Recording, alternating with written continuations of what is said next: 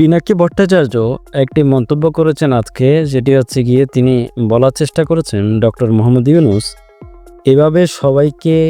এভাবে সবাইকে একা ফেলে চলে যাবেন।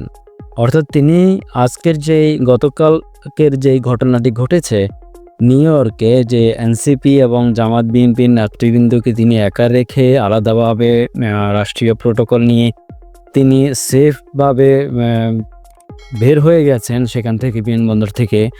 আর বিভিন্ন নেতাকর্মীদের তিনি নিয়েছেন, যাদেরকে তিনি সাথে নিয়েছেন, তাদেরকে তিনি অন্য টার্মিনাল দিয়ে বের হতে দিয়েছেন এবং তারা আওয়ামী লীগের নেতাকর্মীদের দ্বারা আক্রান্ত হয়েছে, ডিম নিক্ষেপ হয়েছে, আজে বাজে স্লোগান হয়েছে।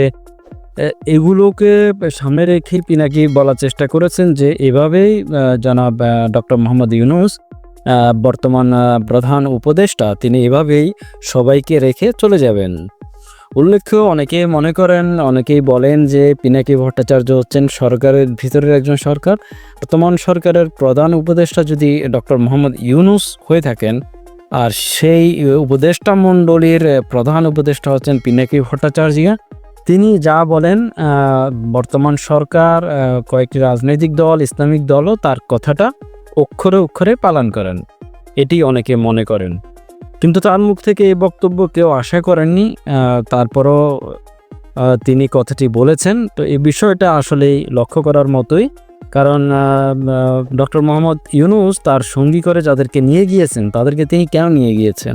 তাদেরকে তিনি কি এভাবে অপদস্থ হওয়ার জন্য নিয়ে গিয়েছেন? এটার জন্য তিনি কি তার কোনো ধরনের কূটকৌশল আছে, যার কারণে তিনি তাদেরকে একা রেখে আলাদাভাবে বের হয়ে গেছেন, তাদেরকে আলাদাভাবে বের হতে দিয়েছেন? এটার পেছনের উদ্দেশ্য কি?